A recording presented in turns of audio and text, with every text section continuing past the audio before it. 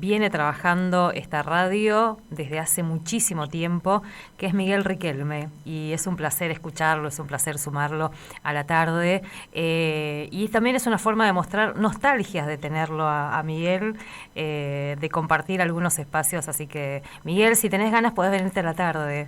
Buenas tardes, Miguel, ¿cómo estás? ¿Qué tal? ¿Cómo no? O sea, todo eso para decirte que acá hay lugarcito a la tarde para Hay decirte. lugar. Che, ¿cómo andás? Y cómo estás pensando este aniversario de nuestra radio? Mira, hace rato, en realidad más allá del aniversario, hace ya un tiempo que creo que somos varios los que estamos como pensando, no solo nuestra radio, sino que la radio en general.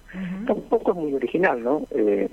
Mucha gente está haciendo eso, está repensando todo el sistema de medios, pero en particular lo que se publicó hace poquito son los resultados de esta propuesta que tiene nuestra gran universidad la llevado adelante, creo que la de 13 de febrero, de hacer un análisis de los consumos culturales argentinos, ¿no? Y ahí, en ese balance que se hace después de una encuesta bastante exhaustiva, muy pormenorizada, aparece la radio tradicional, la radio de la radiecita, digamos, la radio del auto para el que tiene auto, como un consumo importante todavía. Y entonces a uno le aparece como una serie de preguntas, ¿no? Bueno, sí, está bien. La radio hay que expandirla, hay que usar las plataformas, lo estamos haciendo, en nuestra radio lo estamos haciendo, en los CEOs, las chicas a la mañana. Hay que tratar de encontrarle más vuelta, hay que ver tener la radio para ver. A mí no me gusta mucho, en todo caso, encontrarle también una vuelta narrativa a eso para que sea atractivo. En fin, son como muchas preguntas, pero los consumidores de ese tipo de plataformas son los más jóvenes. Para los oldies, generación a la que yo pertenezco, todavía la radiecita sigue siendo un recurso, digamos. Claro que ahora transformada en celular, entonces escucharás con el tercer auricular, o sea, son auriculares hablando que lo escuchas en el celular, en fin, pero la variante que fuere sigue siendo la radio en vivo. Una alternativa que está medida y que se sigue escuchando, y me parece que entonces, síntesis, digamos, hay que seguir por el camino en el que veníamos, reforzando la calidad por sobre cualquier otra cosa, porque me parece que por ahí pasa la cuestión. Es decir, hay que hacer las cosas bien, lo mejor posible. Si uno le puede agregar detalles para hacerlo más atractivo, bárbaro, pero no pasa por el cambio tecnológico de cambio. Pasa por reforzar lo que ya estábamos haciendo y hacerlo mejor. Me parece bien. Miguel, ¿y cómo es tu llegada a la radio? A la radio no solamente a la nuestra, sino a la radio como espacio, como lugar de trabajo, lugar de, no sé, de vinculación. ¿Cómo es? Absolutamente casual. A Radio Universidad yo era oyente de la radio. Yo escuchaba a Liliana Daviña, que lo entrevistaba a Cristina Miller, y Liliana se acordaba de aquellos primeros años, de la radio emitiendo 6 horas. Bueno, yo soy oyente de esa ocasión de la radio. Y me acuerdo que había cosas que me gustaban mucho porque eran creativas, porque eran, como viste que ahora todo el mundo usa la palabra disruptivo. Sí. Bueno, era un poco así, porque tenía, qué sé yo, el programa de Gustavo Mariani era muy interesante, porque había momentos de improvisación teatral, qué sé yo, margaritas. Había gente muy creativa, muy interesante también, qué sé yo, gente que hacía programas sobre música que nadie tenía o que nadie escuchaba. Estamos hablando de tiempos de vinilo todavía, ¿no? Primeros cassettes, no había CD todavía. Entonces, también que hubiera gente que estuviera súper actualizada en materia musical, que te trasladara eso, que te contara lo que estaba pasando, que estuviera reactualizado, también me importa. Es una red totalmente diferente a las demás. Y yo llegué con la casualidad. Me quedé sin laburo y estaba enloqueciendo, tenía que encontrar alguna manera de entretener la cabeza y bueno, consiguió trabajo, pero al mismo tiempo llegó un demo que grabé, me acuerdo, con una videograbadora, una Panasonic M9000. Como no tenía cómo grabar. ¿Qué te trajiste? ¿Un demo? ¿Un demo a la radio? ¿Así sería? Traje un demo en un cassette pero que pasé, digamos que lo grabé con la video y saqué el audio del video y lo pasé en cassette. No me acuerdo por qué tema era que tuve que hacer ese proceso. Lo cierto es que tuve que hacer con morir de cine, ya con la idea de morir de cine, en programas sobre cine, etcétera. Yo venía a hacer cineclubes y esas cosas. Y era Osvaldo Mazar el director. Le gustó y me convocó para hacer morir de cine y empecé ese mismo año, creo que fue ahí por septiembre que llegué. ¿Qué año era? Lucas nació en 1995, porque Lucas nació un mes después. No me voy a olvidar jamás de eso. Lucas vino con un programa de radio, entre otras cosas, bajo el brazo. Así fue. Qué bueno. Fíjate que hace 28 años que estoy en la radio, porque creo que tenía 28. Va a cumplir 28 este año, no estuve. O sea, de los 31, de los 31 28 años que yo tiene, estuve. 28. Qué impresionante. Así es. Y escuchándola desde antes, desde que empezó. O sea, siempre la escuché. Y entonces era como que, como mucha gente que se acercó a la radio, ¿no? Primero fue oyente de una serie de programas y después terminó haciendo radio en esas radios. Hay miles de casos de eso, ¿no? Pienso en Dolina, Barton, el compañero de Dolina, era oyente del programa. Hoy es uno de los, digamos, realizadores del programa. Bueno, y así empezó. Y así aprendí. Digamos, yo le debo a la radio aprender a radio. Aprendí con Beco, aprendí con mucha gente a la que le presté atención, le pregunté cosas.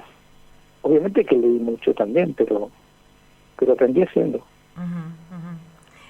Además, se aprende este medio también escuchando, eso que vos decís, ¿no? Escucharte como oyente y después... Es como aprender a escribir. ¿Vos querés escribir? Bueno, tenés que leer mucho. No se puede escribir. Nadie tiene el don natural de la escritura. Eso no existe, ¿no? Entonces, me acuerdo que yo me perseguía mucho con el uso del lenguaje. Dice, bueno, cómo hablar, cómo usar el idioma, etcétera. Durante años fue tratar de al mismo tiempo de estar hablando, ir pensando en las palabras que tenía que usar. Es un ejercicio sistemático, hasta que me olvidé de hacerlo, yo no lo hago. Pero durante mucho tiempo, los primeros años era así, ¿no? Pensar mucho en no repetir palabras, qué sé yo, como ejercicios que yo me autoimponía, digamos, como para poder ser lo más claro que se pueda al aire, etcétera.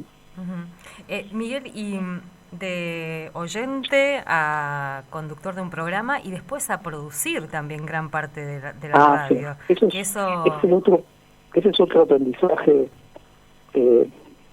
también costoso, porque digamos fue de nuevo producto de la necesidad, porque teníamos que seguir haciendo, o sea, tantas veces nos ha pasado, nos quedamos sin quien hiciera eso, que en esa época era Osvaldo, y había que hacerlo, o sea, alguien se tenía que ocupar de toda esa área. Y bueno, hubo cambio, como también ocurrió tantas otras veces, ¿no? Cambio de autoridad, cambio de plan, como siempre uno llega a los cambios de autoridad y uno piensa, ¿qué van a hacer? Van a radio, con qué ideas nuevas vendrán. Que siempre pasa eso. Bueno, y me tocó ese rol, ¿no? Me parecía desafiante, lindo, una posibilidad más de crear cosas, digamos, de usar la creatividad. No sé si era más, pero fue el desafío. Entonces ahí aparecen problemas que uno antes no había visto, qué sé yo.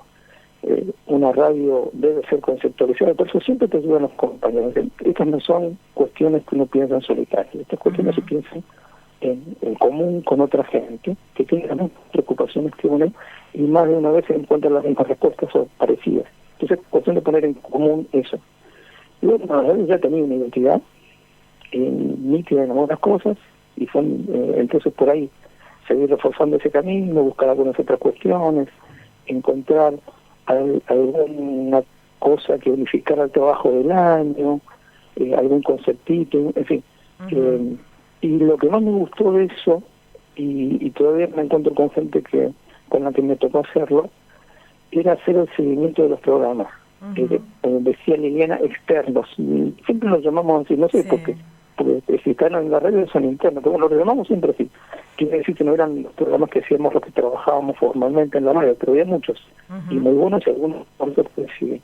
Entonces los que recién empezaban, me tocaba sentarme con ellos, trabajar con ellos, contarles cómo era la radio, cómo tenían que adaptar esa propuesta que traían a lo que la radio era. O sea, ¿no? Era como tu escuelita, Miguel. Era como tu escuelita. Sí, no sé si una escuelita, pero era eso, escuchar, después juntarme con ellos, y con mi papelito con anotaciones, decía, bueno, fíjate acá, vos usas mucho tal muletilla, tratá de eliminarla, estas párrafos suelen ser muy largas, vos estás en un horario donde tenés que hacer las cosas un poco más breves, trabajar de esta manera la música, y así. Que uno quisiera trasladar la experiencia que ya venía teniendo. Cuando me toca producir, yo ya tenía varios años encima de radio, o sea, algo podía transmitir o discutir con la gente, y así logramos, en la época, digamos, de más trabajo, llegamos a tener más de 30 programas, entre micros y programas cortos y programas más largos, de los más diversos temas. Sí, y Miguel, más diversos temas. Y ¿qué fue lo más interesante que de esos programas, entre comillas, externos, tal vez sin nombrarlos, o sí, nombrando? ¿Qué es lo más interesante de ese...? Bueno, a ver, hay dos cosas ahí. Una, las propuestas que la gente traía, ¿no? Hay cosas muy locas. Porque era como que también el lugar común. Si tenías una idea rara, se la tenías que llevar a la radio universidad. Fue una idea realmente desotilante. El tema es cómo sostenerse eso en el tiempo, que podían salir 3 programas buenos y los demás ya entrabas a repetir. Claro. Entonces había que tener mucho cuidado con eso. Y después lo otro es decir, vos tenés un mapa de toda la radio, decir, bueno, nosotros tenemos muy reforzado y muy fuerte esto, lo otro, pero nos está faltando, ya que tenemos una pata muy fuerte puesta en la difusión de la música, que eso fue una impronta desde el primer día. Lo más amplio que sea posible, todos los géneros, eso, lo que decía un poco Liliana en la nota con Cristina, y bueno, un poco lo que hace Nancy, que en su momento hizo también tú. Me acuerdo que eso nos costó muchas peleas también. Hay oyentes que nos criticaban porque decían que pasábamos mucha música de Brasil, cosa que era mentira, ¿no? Pero bueno, fíjate, esas cosas no por ahí. Bueno, entonces, bueno, nos falta un programa sobre ópera. Y fue una búsqueda larga, ¿eh? Hablamos con mucha gente, hasta que un día conocimos a Mario Barcos, que estaba recién llegado a la provincia, fue funcionario del Ministerio de Trabajo de la Nación, sabía muchísimo, y finalmente fue nuestra búsqueda y fue una idea que se le ocurrió después totalmente a Mario. O sea, vamos a hacer así, lo voy a hacer de esta manera, de esto otro, y él definió eso. Entonces, esa doble cuestión de ir a buscar y después de escuchar las propuestas, eso hace que uno tenga que ver qué de aquello que te están proponiendo puede funcionar. A veces uno se equivoca, ¿no? Pero algún olfato uno va adquiriendo con el paso del tiempo. Y lo otro, ver, bueno, para terminar de redondear la propuesta global, digamos, ¿qué nos falta? Era medio por ahí. Y eso me parece que es lo más lindo de esa área de la producción, no terminar de darle una forma global a un proyecto. Eso también lo aprendí ahí. O sea, y esto de mirar integralmente la radio, digamos, ¿no? O sea, claro, exacto, así, sí. Mirar el programa de forma integral, mirar la radio de forma integral. Un programa de principio a fin tiene que ser conceptualmente una unidad. Miguel, seguramente te invitamos a que vengas a visitarnos cualquiera de estas tardes y podemos seguir charlando y seguir pensando, porque está bueno también esto de muchos de nuestros oyentes, tal vez ese detrás de escena, esa cocina del medio, a veces no se la imaginan, digamos, ¿no? Así que está bueno poder... Es verdad. Te dicen saludos al equipo, te dicen, ¿no? Sí. Bueno, tu caso. El equipo, ¿qué sería? Y está bueno también porque en 28 años han pasado tantas cosas en nuestra provincia, en nuestro país, en nuestra institución también, porque esta es una radio pública, pero está anclada en una institución con lo que eso implica. Así que bueno, queríamos charlar un ratito con vos, Miguel, te agradezco. Y recuperar también esa parte de nuestra historia y pensar que hay mucho más por hacer todavía, así que nos queda mucho por delante. Ese mundo por delante para recordar mis inicios en esta radio también. Así que bueno, Miguel, muchas gracias. Dale, gracias. Un abrazo enorme. Para ustedes. Y te escuchamos siempre en Suena el Río, rescatamos tus notas, así que bueno, un abrazo. Hasta luego. Igualmente. Gracias.